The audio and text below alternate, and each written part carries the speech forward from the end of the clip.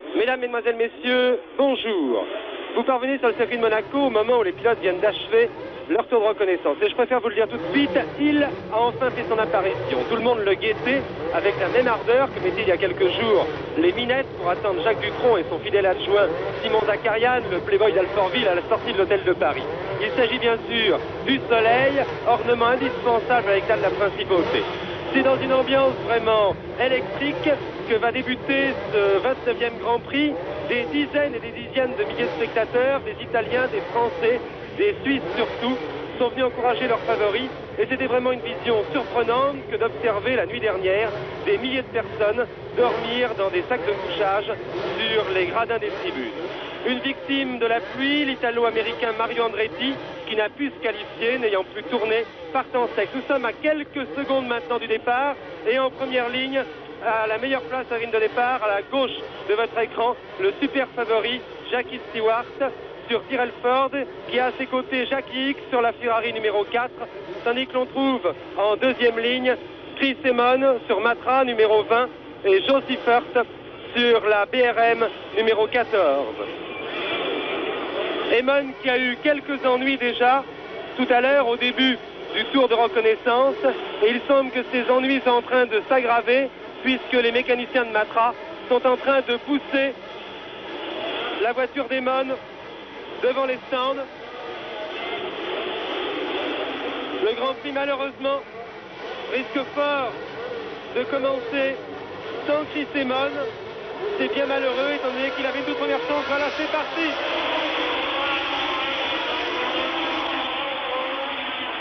C'est Jackie X. C'est Jackie X qui a pris le meilleur départ. Jackie X qui a pris Jackie Stewart qui a pris le meilleur départ. On a vu Joe Seifert essayer de passer à la corde, de s'infiltrer à la corde sur sa BRM. Mais Jackie Stewart a bien gardé sa ligne et c'est lui qui mène dans ce premier tour de Grand Prix. Il précède actuellement Seifert, X.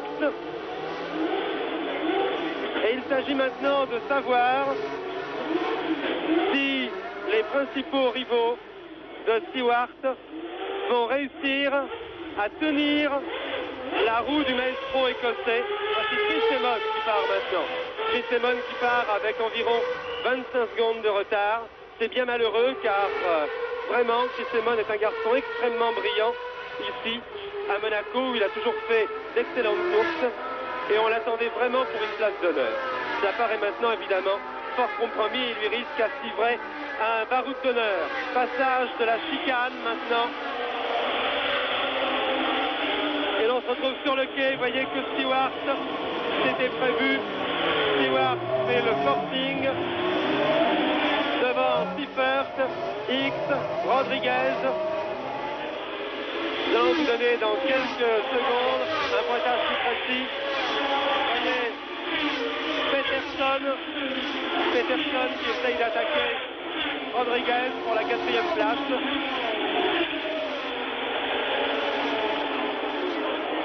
Jean-Pierre Beltoise et Samatra sont environ à la 7e place. Un Grand Prix qui est parti extrêmement rapidement. Il faut dire que c'est un Grand Prix très prometteur. Et je vais déjà vous donner les pointages de Jean Todt au premier tour. Il faut dire que ses concurrents passent extrêmement vite devant nous, devant les tribunes, et que Jean Todt a eu bien du mal à pointer plus de 4 ou 5 concurrents. Stewart donc en tête devant Seifert, Jackie X, puis Peterson et Rodriguez. Voici d'ailleurs la chicane. Non, Rodriguez et Peterson maintenant. C'est que Beltoise 7e, précède Graham Hill. Pescarolo est en 9e position. Vous allez devoir passer François Sever, qui précède, semble-t-il, Peter Gettin. Deuxième passage au gazomètre. Stewart a légèrement augmenté son avance sur Joe Seifert.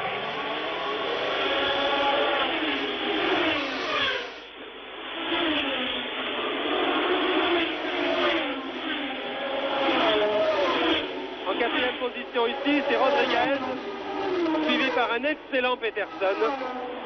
Pescarolo ici. Il faut dire que Jackie Stewart a vraiment produit. Et Graham Hill n'est pas passé, me semble-t-il.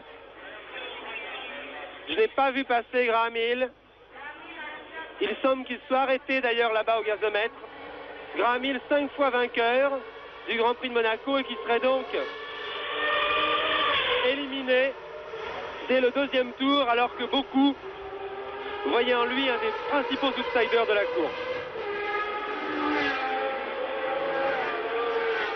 La chicane, toujours les 5 premiers. Peterson, remarquable. Derrière, c'est Hulme.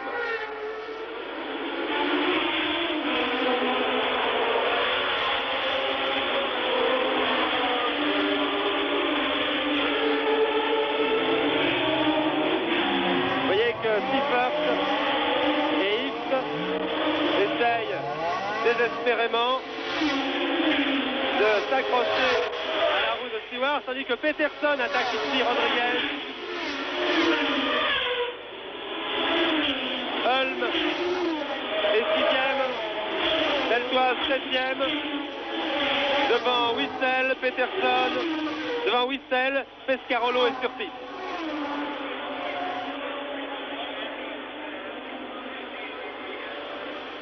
On attendait, c'est un petit peu surprenant, la deuxième place de Seifert ici pour 2 raisons. D'abord parce que la BRM a paru jusqu'ici beaucoup plus à l'aise sur les circuits très rapides. Et puis ensuite parce que Seifert a plutôt la réputation d'être à l'aise dans les grandes courbes. C'est un garçon très brave, très courageux, qui, franchement, auquel rien ne fait peur. Et il n'avait pas la réputation d'être spécialement à l'aise sur des circuits aussi délicats que ceux de Monaco. Eh bien, il est en train actuellement de nous détromper. Stewart, quand même, augmente son avance, mais ce qui est une surprise, c'est que X semble avoir du mal à suivre Joe Seifert. Voici Jackie X qui passe au gazomètre. Ferrari numéro 4. Derrière, c'est Rodriguez, toujours attaqué par Peterson. Un remarquable Peterson. Et ensuite voyez là, Hulme suivi par Jean-Pierre Beltoise. Voilà le paquet des 4 coureurs. Rodriguez, Peterson, Hulme et Beltoise. Derrière, c'est Wissel, suivi par Pescarolo. Puis Regazzoni, me semble-t-il.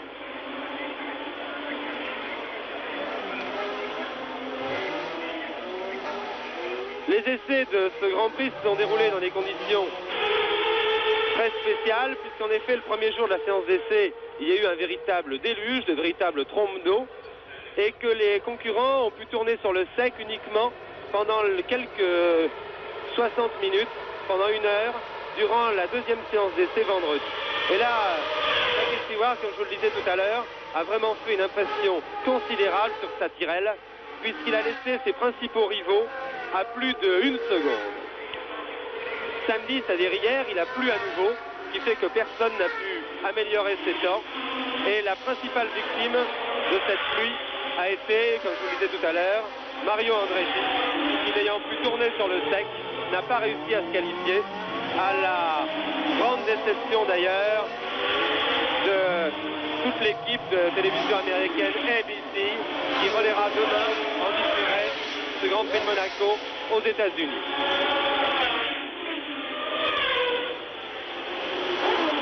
Vraiment un début de course fantastique de Joe Seifert. Fantastique parce que un peu inattendu. Oh là, Monaco évidemment. Voilà une crevaison, je n'ai pas bien vu qui c'était. Un concurrent qui a heurté le trottoir, il me semble que c'était Schenken, il me semble que c'était Tim Schenken qui a heurté le trottoir et qui a crevé. Il faut dire que ce circuit de Monaco est un circuit très très spécial. C'est sans doute le plus délicat des circuits du championnat du monde. C'est celui qui demande la plus grande précision, la plus grande attention la moindre faute d'inattention, la moindre erreur, et l'on heurte une bordure, on heurte un trottoir, et c'est la crevaison ou la suspension abîmée. Il me semble bien que c'était Tim Schenken qui a heurté le trottoir et qui a crevé. Tim Schenken qui pilote la deuxième Brabham. Les deux Brabham se trouveraient donc éliminés dès le début de la course.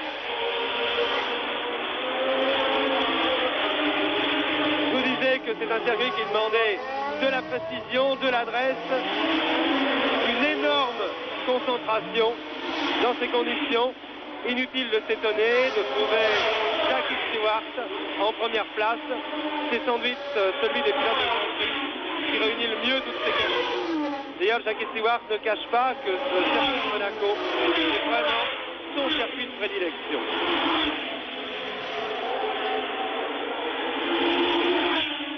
C'est également un circuit qui réclame une grande concision physique car il fatigue terriblement les pilotes. Voilà, regardez, Peterson qui attaque encore une fois Rodriguez.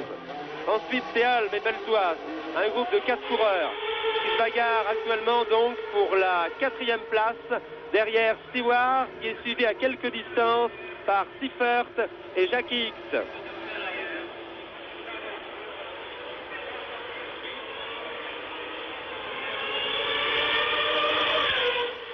Voici au ralenti, vous voyez, l'escarmouche portée par Peterson sur Rodriguez, mais voici encore une crevaison. Encore une crevaison, je crois que c'est François Sever qui a crevé là. Il me semble que c'est François Sever, le coéquipier de Jackie Stewart, qui a été victime d'une crevaison. Peut-être lui aussi a-t-il légèrement heurté un trottoir. Et X semble maintenant se rapprocher de Seifert. Passionnant ce début du Grand Prix. On s'y attendait, regardez, oulala. Jackie Stewart qui a été légèrement embarqué à la sortie du virage du Casino, juste avant la bosse. Et il me semble que le groupe des poursuivants, ils ne sont plus que 3, m'a-t-il semblé, dans le groupe des poursuivants. Dans le groupe Rodriguez, Peterson, Hulme et Beltoise. Nous allons nous en assurer, c'était une vision très très fugitive, il faut bien le dire. Nous pourrions peut-être attendre d'ailleurs le passage de la chicane pour nous en assurer. Voilà, Stewart, puis Seifert, X. Et ensuite, vous voyez, nettement plus loin, Rodriguez, Hulme, Peterson et Beltoise. Non, ils sont toujours 4. Ils sont toujours là. Oui, c'est un circuit qui en plus réclame une grande condition physique car il est très éprouvant, aussi bien en ce qui concerne la tension nerveuse que la fatigue physiologique, car en effet les pilotes sont soumis ici continuellement à de brutales accélérations et à de brutaux freinages, et c'est évidemment terriblement éprouvant. Stewart au virage du Casino maintenant, qui est maintenant dans Mirabeau, toujours suivi par... Et toujours Peterson qui passe ici Denis Hulme. Il s'était fait passer par Denis Hulme et il vient de le repasser.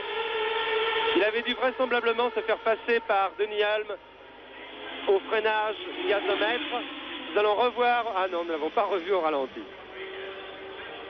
Vous avez vu comment Denis Hulme a bloqué ses roues au freinage. Il y a la fumée qui se dégageait des pneumatiques.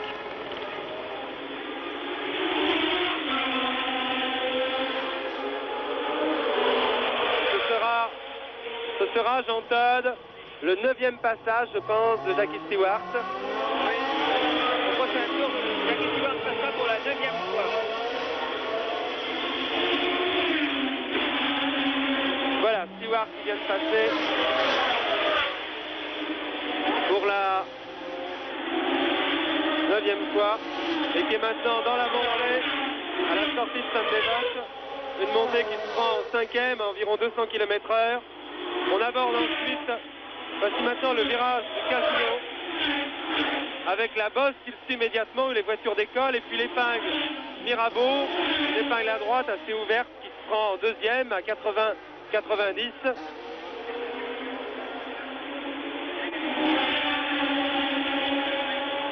Rodriguez et Peterson, suivi par Ulm et Beltoise.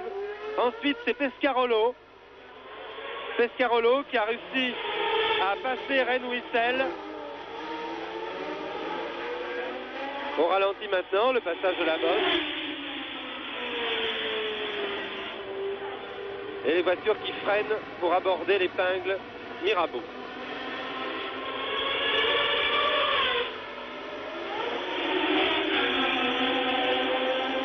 Jackie Stewart sur le quai qui va freiner pour le fameux virage du gazomètre.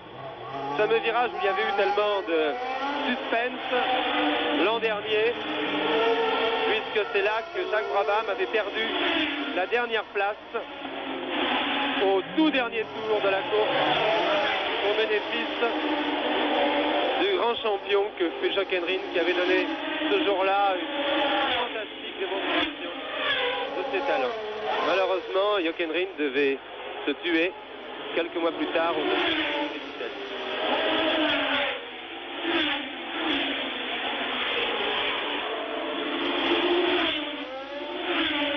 Je n'ai pas eu le temps encore de vous expliquer la manière dont allait se dérouler ce reportage. Vous avez vu que nous sommes partis vraiment, nous aussi, un petit peu à 100 à l'heure. Effectivement, nous ne voulions pas prendre l'antenne trop longtemps avant le début de la course afin de vous montrer le maximum de durée de course, justement. Eh bien, nous avons enregistré la première demi-heure de la course. C'est ce que vous suivez actuellement. Et nous nous retrouverons en direct pour la dernière partie de l'épreuve.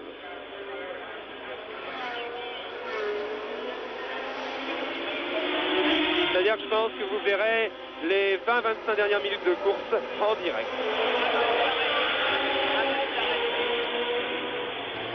Toujours Stewart qui a eu certaines difficultés quand même à décramponner, et c'est toujours Emon qui est arrêté.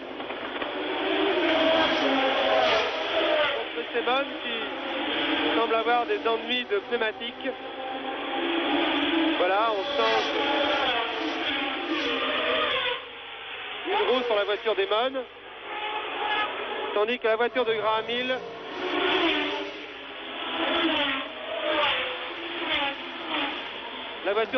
est évacuée du circuit.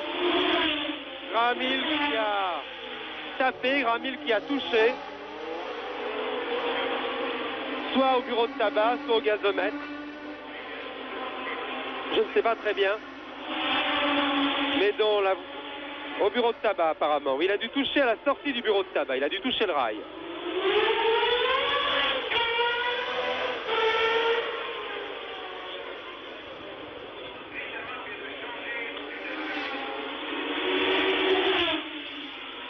L'avance de Stewart augmente là.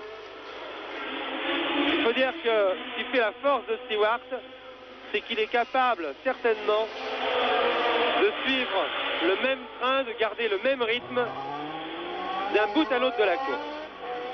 Je ne sais pas si ses rivaux vont pouvoir en faire autant. Je dois reconnaître que je suis quand même assez sidéré. Il y a Peterson, le Suédois Ronnie Peterson, qui est décidément un bagarreur terrible et qui, le début de la course, attaque sans arrêt Pedro Rodriguez.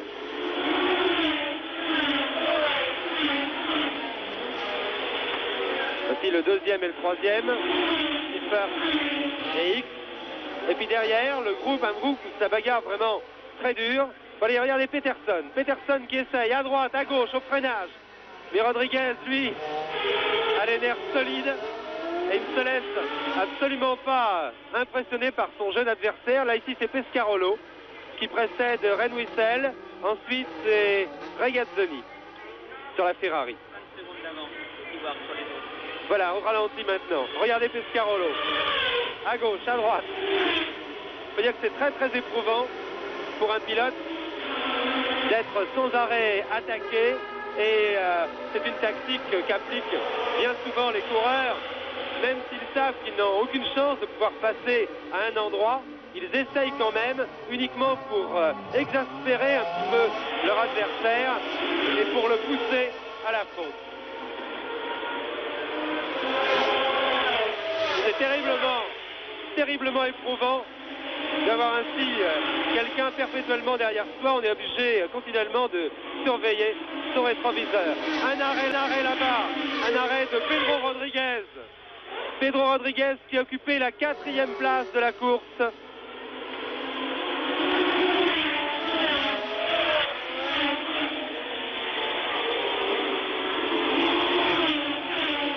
Pedro Rodriguez qui est contraint à l'abandon, enfin peut-être pas à l'abandon, mais qui en tout cas doit s'arrêter au 12e tour de l'épreuve.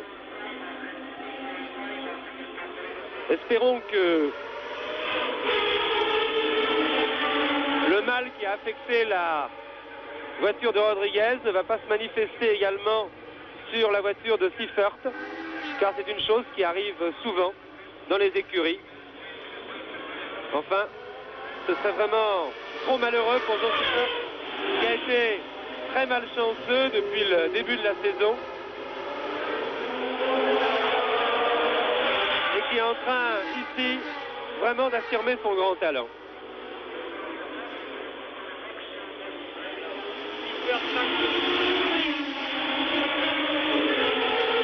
Seifert et X doivent avoir actuellement environ 5 secondes de retard sur Jacques Stewart.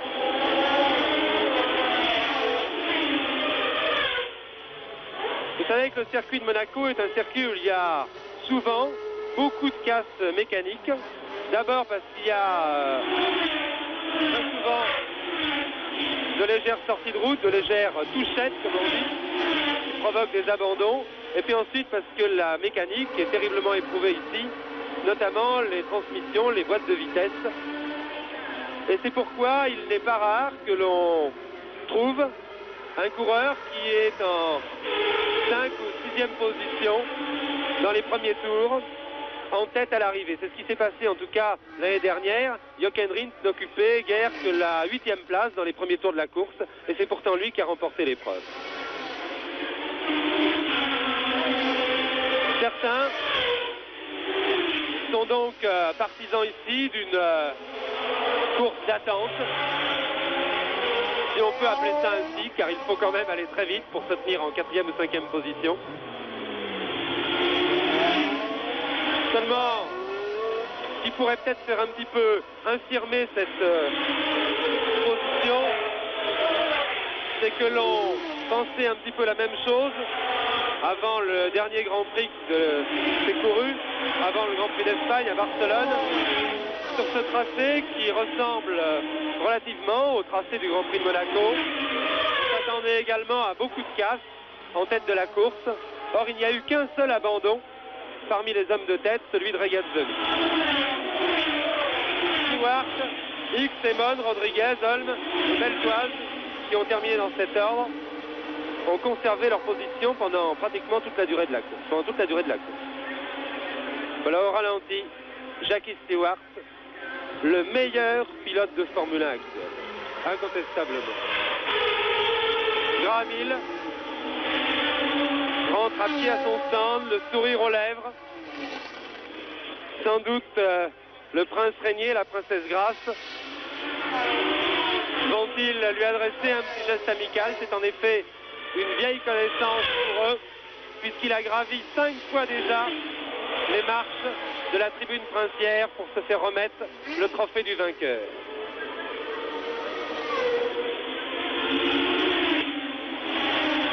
Et Simon, très attardé, très malheureux.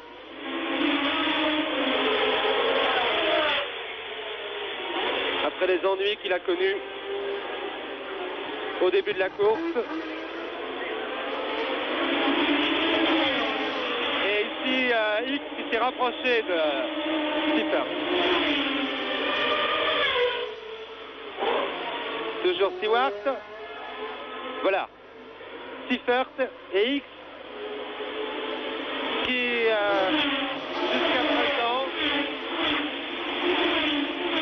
jusqu'à présent, n'a pas trop essayé d'attaquer Joe Seifert, mais qui va peut-être s'y mettre maintenant.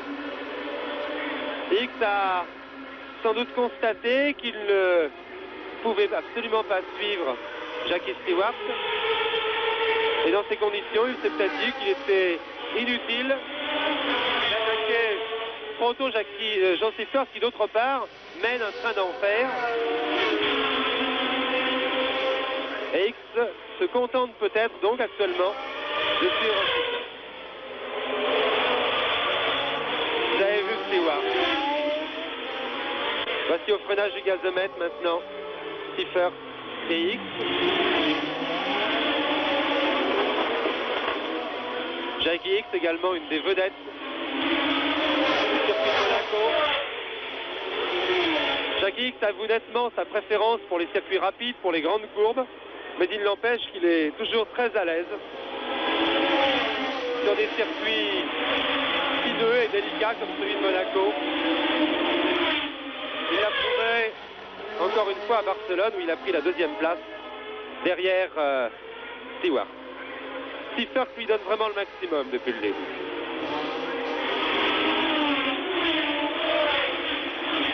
Seifert qui est vraiment une personnalité très attachante du monde des Grands Prix. Un garçon qui est parti vraiment de rien, qui a commencé par la moto comme coéquipier dans les courses de sidecar.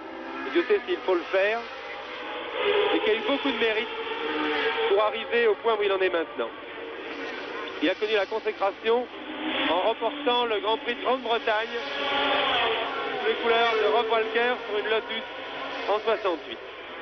Un très grand pilote, Joe Seifert. Les Suisses d'ailleurs possèdent vraiment de grands pilotes avec Joe Seifert et Clay Regazzoni.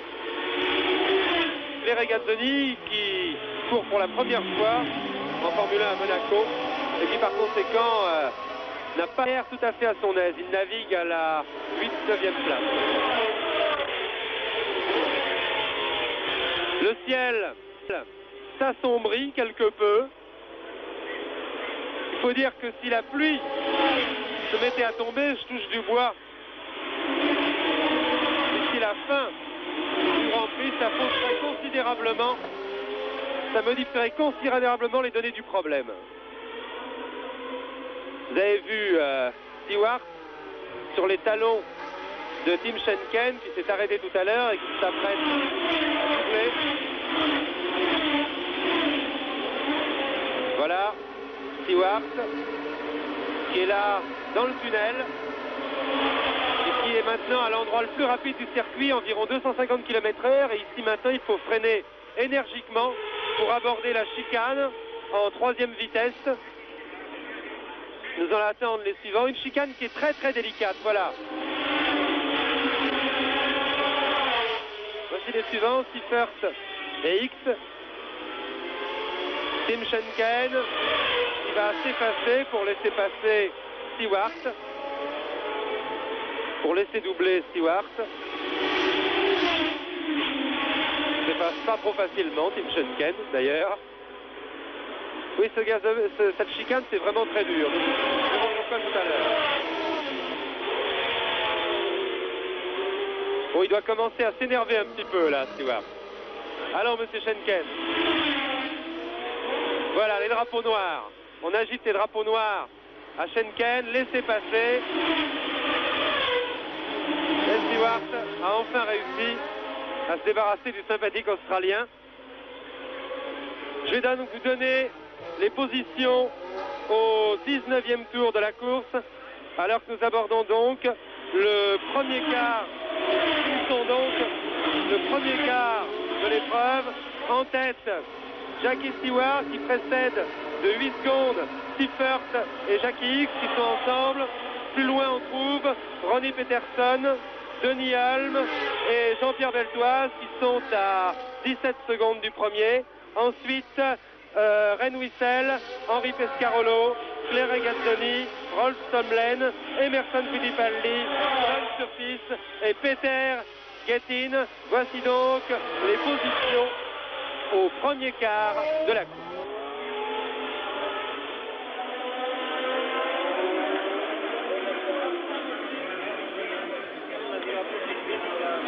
Et nous nous retrouvons maintenant en direct, à nouveau en direct pour la fin de la course. Nous sommes au 64e tour de la course et je vais vous communiquer le classement que vient de me donner Jean Todt, le fils du célèbre docteur. En tête, nous avons toujours Jackie Stewart. Un Jackie Stewart vraiment formidable puisqu'il l'a maintenu depuis le départ, un véritable train d'enfer. Il a augmenté encore son avantage sur ses poursuivants. Le deuxième, c'est un garçon qui lui aussi a été extraordinaire aujourd'hui, puisqu'il s'agit du Suédois Ronnie Peterson sur la marche, qui a opéré une fantastique remontée. Il s'est d'abord débarrassé de Hulme et de Beltoise, qu'il a nettement distancé, et puis il est remonté sur Siffert et Jackie X, qu'il a passé facilement pour s'installer à la deuxième position. Il s'est installé à la deuxième position, mais sa remontée s'est arrêtée là, car il n'a rien pu en effet contre Stewart Impérial, qui a encore augmenté son avance sur Peterson, qui est à la deuxième place. Cette avance se chiffre maintenant à plus de 30 secondes. En troisième position, Jackie X sur Ferrari à 50 secondes. Joe Siffert, qui en effet il y a encore quelques instants détenait cette troisième place, vient de s'arrêter. Le sympathique C.P. Siffert est décidément bien malchanceux. Il a en tout cas aujourd'hui effectué une course fantastique. Là c'est un ralenti, vous voyez Jackie Stewart dans ses œuvres. Jackie Stewart qui contrôle un dérapage vraiment à la sortie du casino d'une manière impériale.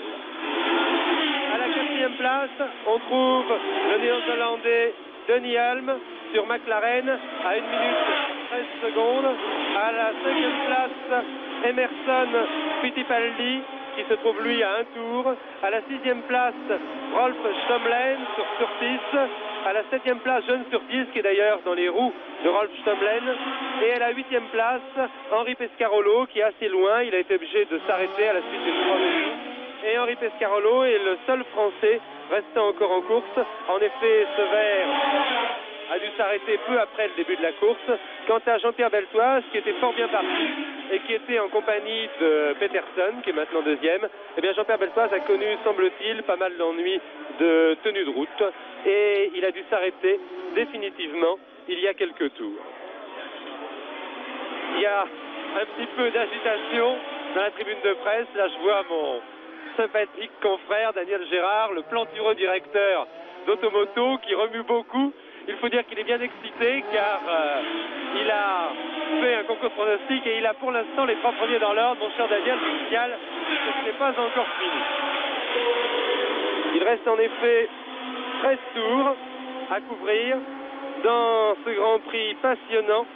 Un Grand Prix entièrement dominé, comme on le prévoyait d'ailleurs, par l'Écossais Jackie Stewart et sa Tyrrell, un moteur fort. On a noté, je vais vous résumer un petit peu la course. Vous savez que Stewart était parti en tête devant Siffert et X. Un petit peu plus loin, on trouvait un groupe de 4 coureurs. Denny Hulme, Ronnie Peterson, Jean-Pierre Beltoise et également, pour remettre un petit peu d'ordre dans ses idées, et également Siffert. Non, c'était... Moi, je sais pas, il y avait un groupe de 4 coureurs. Je reconnais mon cher Jean Todt que je n'arrive pas très bien à vous relire. Et puis au 22e tour, on a enregistré les arrêts. Il faut écrire un petit peu mieux, Jean.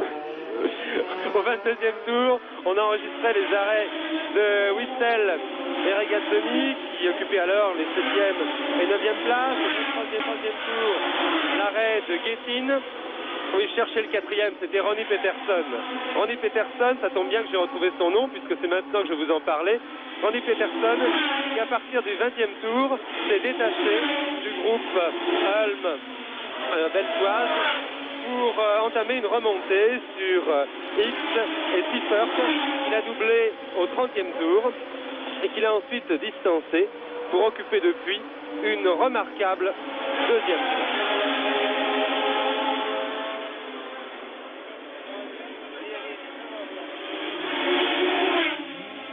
On ne peut pas dire qu'il y a encore maintenant beaucoup de bagarres. Là, vous voyez Pedro Rodriguez au ralenti, qui est suivi par Stewart. Regardez un petit peu, quand je vous disais que le passage de la chicane était vraiment très très difficile, regardez un petit peu avec quelle précision Stewart passe vraiment, là on peut appeler ça au millimètre, au bord des deux balises, au bord de la première des deux balises qui délimite cette chicane. Mais il est très très difficile de voir où est la deuxième balise. C'est très plat, c'est très dur de prendre ses repères. Pedro Rodriguez, que va doubler Jackie Stewart, a été obligé de s'arrêter assez longuement au début de la course. Il est donc assez loin maintenant au classement.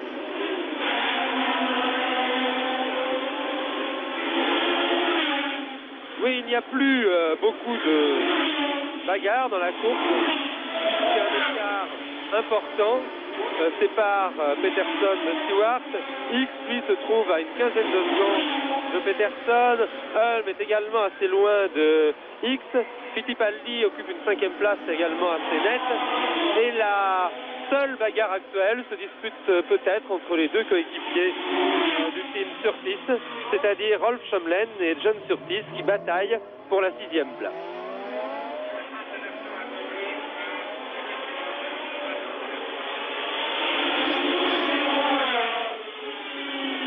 Il ne reste donc plus qu'une dizaine de voitures en course actuellement. Et le seul suspense qui règne encore, c'est de savoir si aucun des hommes qui dominent la course ne se verra retardé in extremis par une crevaison, par le heurt d'un trottoir ou d'une bordure, puisque je vous le dis, sur ce circuit très très difficile, la moindre erreur se paye immédiatement par un trottoir ou une bordure qui peut entraîner soit la crevaison, soit un bris de suspension. Voici Ronnie Peterson. Ronnie Peterson sur la marche. Cette marche assez révolutionnaire d'aspect qui a été conçue par Robin Herd. Vous notez notamment cette espèce de plateau à l'avant de la voiture qui sert d'aileron. Et cette marche qui a donné quelques soucis de mise au point à ses constructeurs en début de saison, eh bien, il semblait bien à tous les observateurs qu'elle allait bientôt pouvoir donner toute sa mesure, qu'elle promettait beaucoup. C'est chose faite aujourd'hui. Et c'est chose faite aujourd'hui en ce qui concerne l'affirmation du talent de Ronnie Peterson.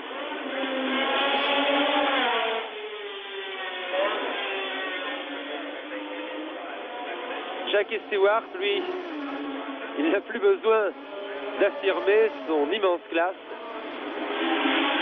C'est le successeur des Fangio, Stirling Moss et autres Jim Clark. Là, et voici Ronnie Peterson qui vient de doubler Emerson Fittipaldi, qui, je vous l'ai dit, est à un tour, 5e à un tour.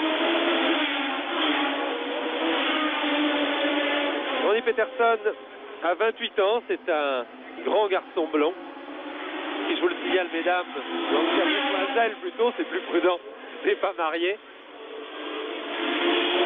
Il a commencé à courir en karting.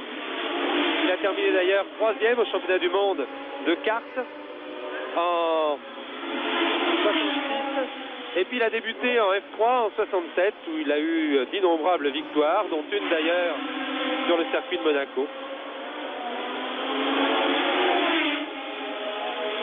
Le maître Jackie Stewart au gazomètre.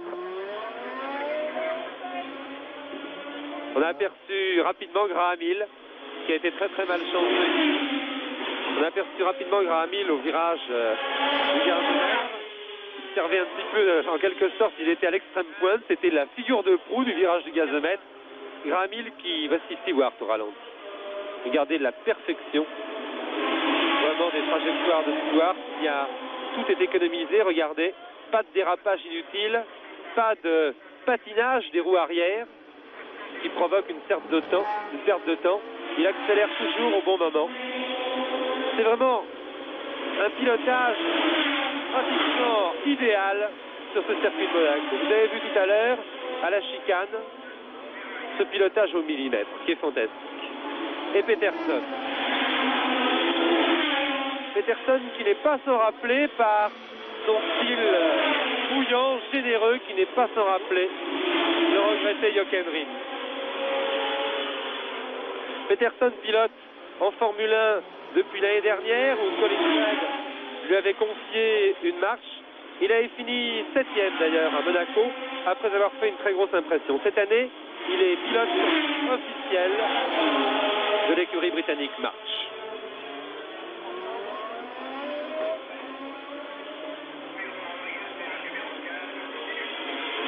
Je vous parlais de Graham Hill. Graham Hill qui vient de faire paraître un recueil de ses souvenirs. Il a profité des nombreux mois où il était resté alité après son terrible accident du Grand Prix des États-Unis pour écrire un livre qui s'appelle Au seuil du danger et qui est publié dans la collection dirigée par notre ami Renaud de la Borderie. Un livre très très passionnant. Et encore, on m'a dit que Graham Hill n'avait pas pu tout dire dans ce livre car les lois sur la diffamation sont extrêmement sévères en Angleterre. C'est en tout cas dommage pour les amateurs. Je crois qu'il y aurait eu des choses encore plus savoureuses.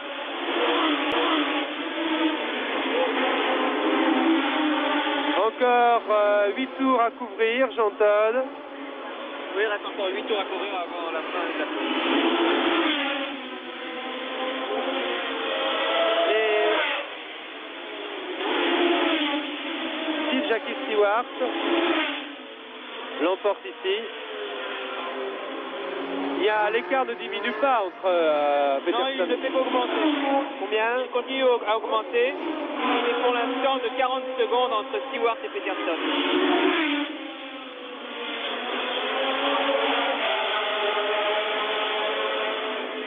Il faut dire d'ailleurs que le dernier record du tour qui m'a été communiqué est vraiment impressionnant, tandis que vous voyez Ronnie Peterson au ralenti.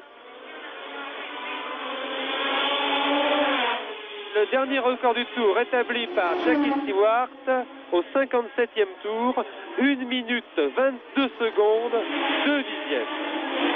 Cela pulvérise la performance de plus d'une seconde, la performance établie par la performance faite par Jochen Rindt l'année dernière. Jochen Rindt qui vraiment avait été extraordinaire dans sa remontée sur Jacques Brabant. 1 minute 22 secondes, 2 dixièmes, ça représente près de 138 km/h de moyenne. Sur un circuit aussi tourmenté que celui de Monaco, c'est vraiment extraordinaire. Toujours Peterson, le troisième et Jackie Hicks sur la Ferrari. La Ferrari qui déçoit un peu ici à Monaco après avoir dominé la première course du championnat du monde en Afrique du Sud aux mains de Mario Andretti. Et les supporters italiens qui attendaient beaucoup, comme d'habitude évidemment, de l'équipe Ferrari, sont un petit peu déçus et étrangement muets. Alors que tout à l'heure, quand Jackie Hicks était à la lutte avec Joe Seifert pour la deuxième place, c'était vraiment un véritable concert dans les tribunes.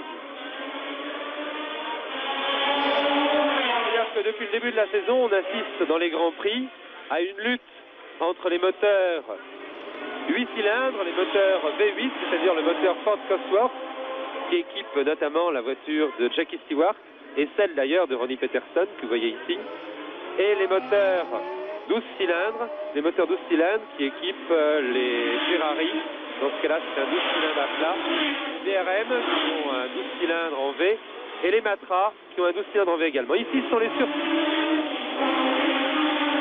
Vous voyez que Jackie Hicks qui est sur les talons d'une des deux surpistes, qui était celle de Stomlen. On vient de voir passer là maintenant John Surtees. Rolf Stomlen s'est donc détaché un petit peu de John Surtees pour la 6e place. Oui, donc lutte entre les moteurs 8 cylindres et les moteurs 12 cylindres. On avait cru cette année que le règne des 8 cylindres, qui dure depuis fort longtemps, allait enfin être interrompu. Eh bien, pour l'instant, il n'en est rien, puisque Jackie Stewart, sur sa Tyrrell à moteur Ford 8 cylindres, a remporté d'abord le Grand Prix d'Espagne à Barcelone et qu'il est en train,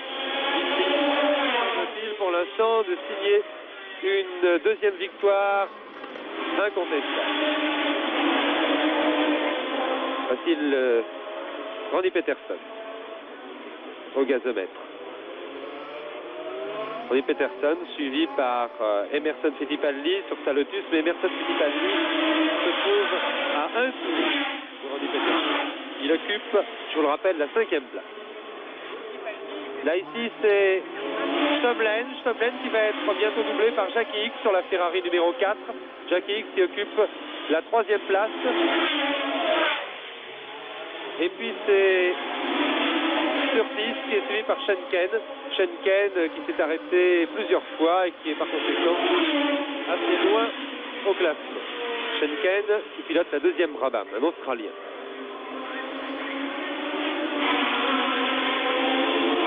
Il ne reste plus maintenant que 4 tours à couvrir dans ce Grand Prix. 4 tours pour Jackie Stewart. Jackie Stewart, champion du monde des conducteurs en 69 sur Matra Cosworth, qui a quitté l'année suivante, c'est-à-dire en 69, qui a quitté Matra pour courir sur une marche, toujours sous les couleurs de son célèbre manager britannique Ken Tyrrell. Vous voyez que maintenant, plus personne ne semble forcer son talent. Ce serait trop bête d'être touché par un bris de suspension ou par une crevaison dans les derniers tours de la course. Vous voyez que Ickx ne semble pas mettre beaucoup de conviction à attaquer, à prendre un tour à Stomlen. Lui semble admettre maintenant sa 7e place. Henri Pescarolo est toujours 8e. Et je vous parlais de Stewart. Stewart donc, après avoir couru sur une marche en 70, a été un petit peu déçu par cette voiture qui ne marchait pas très bien l'an dernier. Et malgré sa victoire au Grand Prix d'Espagne à Madrid, qui a d'ailleurs été sa seule victoire de la saison l'année dernière, il a préféré demander à Ken Tyrrell de lui construire une voiture. Ken Tyrrell a confié le dessin et la conception de cette voiture à Derek Gardner, et c'est la Tyrrell Ford qui est ainsi née, la Tyrrell Ford que vous voyez actuellement en tête de l'épreuve. Une voiture très classique dans sa conception, qui n'est pas sans rappeler d'ailleurs la Matra MS80, championne du monde en 69. La marche et la Lotus que vous voyez passer ici sont beaucoup moins classiques, elles. Mais chez Lotus, on a du mal, semble-t-il, à retrouver la tenue de route qui avait permis à Jochen Rindt de dominer la saison dernière. Les Surtees sont également des nouvelles voitures qui ont fait leur apparition l'année dernière. Elles sont conçues par le fameux coureur John Surtees, surnommé Big John. Voici une autre Surtees, celle justement pilotée par John Surtees. Ce sont les plus légères des voitures de Grand Prix actuelles. Mais après avoir fait de bonnes apparitions au Grand Prix, elles sont un peu déçues à Barcelone et elles ont un petit peu déçu aussi, il faut bien le dire, ici à Monaco. Elles sont propulsées elles aussi par des moteurs V8 Sport.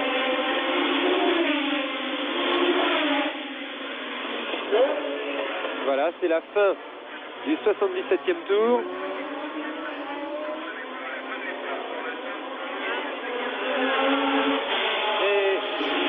Jackie Stewart entre là dans son 78e tour, plus que 3 tours donc à couvrir pour l'Écossais.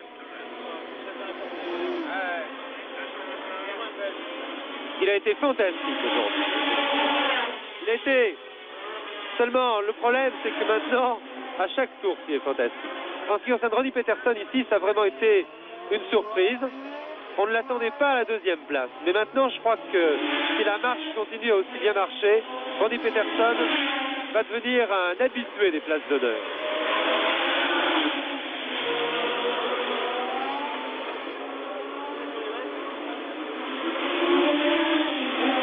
Jackie Hicks maintenant, qui va travailler un petit peu décevante.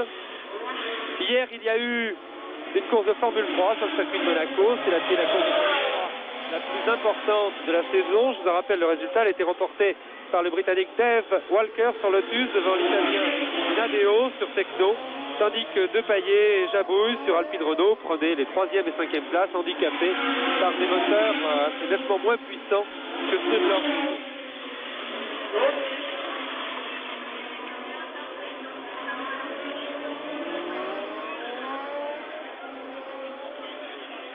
Encore un tour.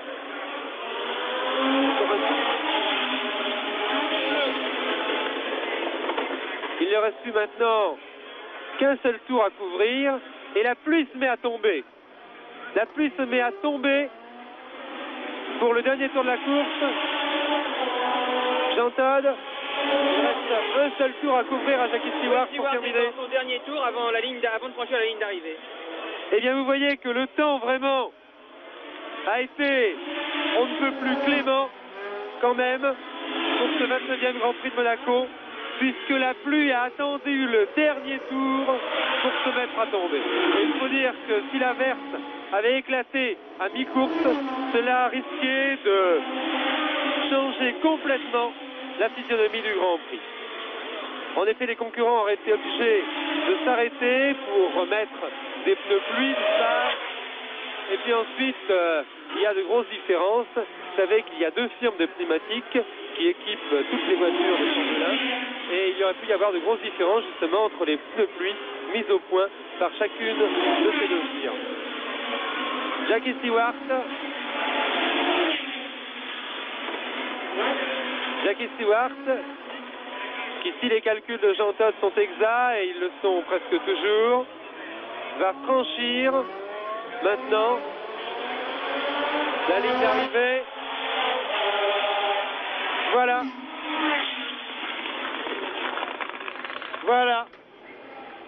Deuxième victoire de Jackie Stewart au Grand Prix de Monaco. On attend l'arrivée du deuxième. Là ici c'est Pedro Rodriguez qui est assez loin au classement. On attend l'arrivée du deuxième de ce Grand Prix. Le Suédois Ronnie Peterson, que voici, deuxième Ronnie Peterson. Fantastique aujourd'hui. À la 3e place, nous allons trouver Jackie Hicks. Jackie Hicks sur sa Ferrari.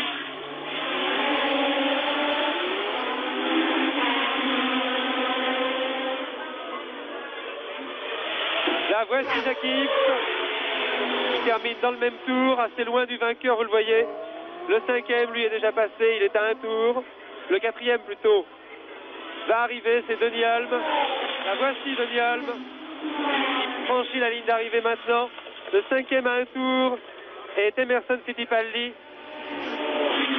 6e Rolf Stomlen. 7e John Surtees. Et 8e Henri Pescarolo, qui a eu pas mal d'ennuis lui aussi avec sa marche aujourd'hui. Sa marche était loin de marcher aussi bien que celle de Ronnie Peterson. Et il est le seul Français à terminer aujourd'hui. L'équipe Matra ayant connu la malchance. Chris Simon n'ayant même pas réussi à partir avec les autres, ayant ensuite connu beaucoup d'ennuis. Jean-Pierre Beltoise ayant été lui aussi contraint à l'abandon. Deuxième victoire dans le Grand Prix de Monaco pour Jackie Stewart. Une victoire magistrale, puisque remportée absolument de bout en bout, en améliorant plusieurs fois le record du tour, avec une précision, une adresse qui en font, je le dis personnellement, un des pilotes les plus impressionnants que j'ai jamais vu. Jackie Stewart avait déjà remporté le Grand Prix de Monaco en 1966 sur une BRM.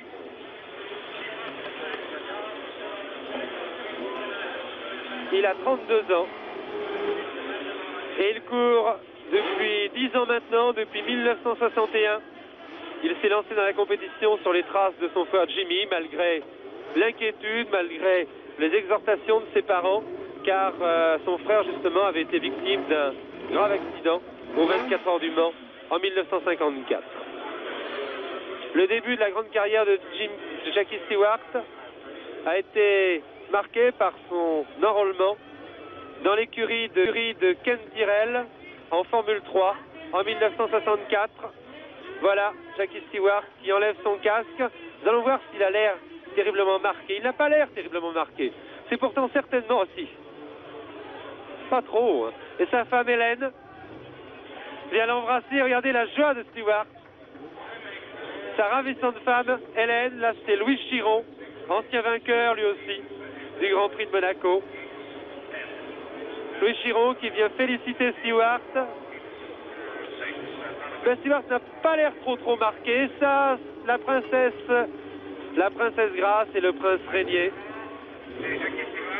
vont remettre pour la deuxième fois donc le trophée du vainqueur à Jackie Stewart. Le prince Régnier III de Monaco qui lui aussi est un fanatique de la course automobile. Il a même participé sous un pseudonyme au Tour de France automobile dans les années 50. Un sportif accompli. Marqué l'élégance de la princesse Grace qui porte un tailleur extrêmement classique.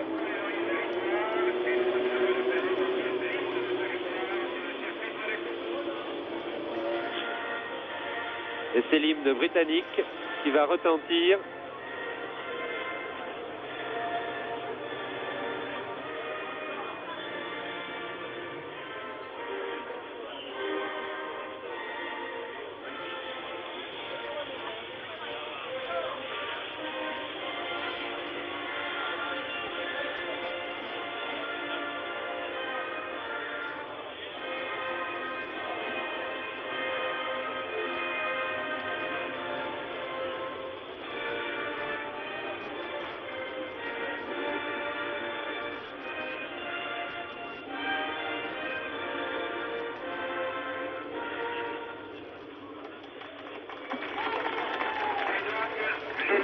Et je vais demander à Jean Guichet, le dernier pilote français à avoir remporté les 24 heures du Mans, qui depuis quelques jours d'ailleurs est père d'une petite fille, Marie-Charlotte. C'est un événement dont il convient de le féliciter, et surtout sa femme, Jannick, qui nous écoute en ce moment, ce qu'il pense de cette fantastique victoire de Stewart. Stewart a fait une course superbe. Les 4 premiers ont été vraiment merveilleux dans cette course, et il faut surtout citer Peterson parmi tous ces grands champions qui font encore parler de lui parce qu'il a vraiment fait une très belle course et finir second entre X, Yule, mais évidemment Stewart, c'est merveilleux.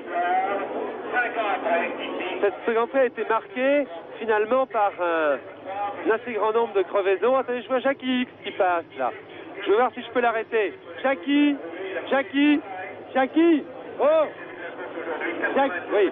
Ben écoutez, je suis désolé, mais la pluie qui tombe actuellement sur le circuit a fait une autre victime que Mario Andretti, une victime moins importante. Il s'agit de votre serviteur qui a une voix qui est un petit peu nasillarde. J'ai été désolé d'ailleurs de devoir vous l'infliger pendant tout ce Grand Prix, et je crois que je n'ai pas pu crier assez fort pour arrêter Jackie X. Jackie X, 3e de ce Grand Prix. Ah, le voilà. Jackie, cette course un petit peu décevante, non, pour vous? Mais pas spécialement décevant dans le sens que la voiture était dans le fond très nouvelle, on n'a pas fait beaucoup d'essais. On aurait pu espérer mieux, mais on a fait un choix de pneus qui s'avérait plus sûr que les nouveaux qui sont sur les B26, et parmi les B24, ça faisait une seconde et demie au tour en moins. Donc des difficultés de tenue de route pendant toute la course. La voiture, moi je suis très content parce qu'elle est très consistante tout le temps, et que je crois que la prochaine fois, quand on fera un choix de chaussettes adaptées, eh bien ça ira mieux. De toute façon, pour moi, je suis heureux Je n'ai toujours participé à Monte-Carlo, j'ai jamais fini, et bien c'est la première fois. Ben voilà, maintenant il ne reste plus qu'à finir premier. Voilà. Hein, l'année prochaine peut-être. En tout cas, vous voyez que Jackie a le moral pour le restant de la saison.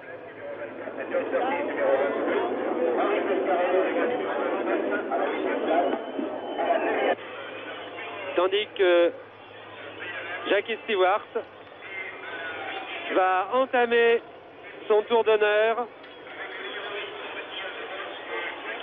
sous les acclamations vraiment d'un public de connaisseurs. Il y a un grand public de connaisseurs. C'est sa femme Hélène qui a pris place à ses côtés sur une curieuse petite camionnette. Je pense que nous allons les voir dans quelques instants. Dès que la police a établi un barrage. Toujours assez fantastique de voir le public, des milliers de personnes envahir le circuit après la course. Et on pourrait en profiter pour retracer un petit peu la fantastique carrière de Jackie Stewart. Jackie Stewart, qui je vous le disais, a été engagé par Ken Tyrrell dans son écurie de Formule 3 en 64, qui a remporté en Formule 3, vous voyez la princesse Grace qui quitte le circuit avec le prince Régnier et la princesse Caroline.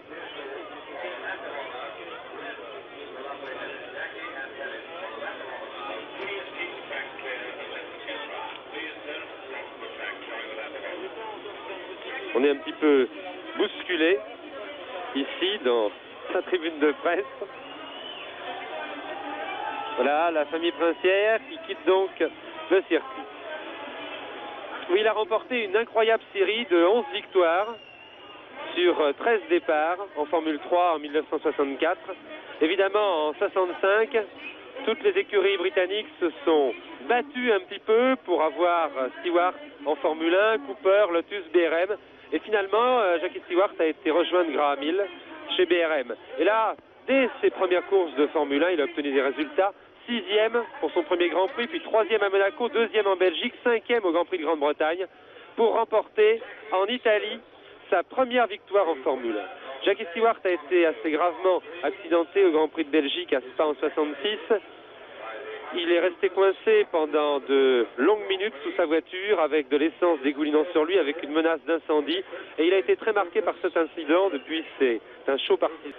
En 68, il a retrouvé Ken Tyrrell avec une Matra à moteur Ford. Et il a été champion du monde sur Matra en 69, avant de passer sur March en 70 et sur Tyrrell maintenant en 71.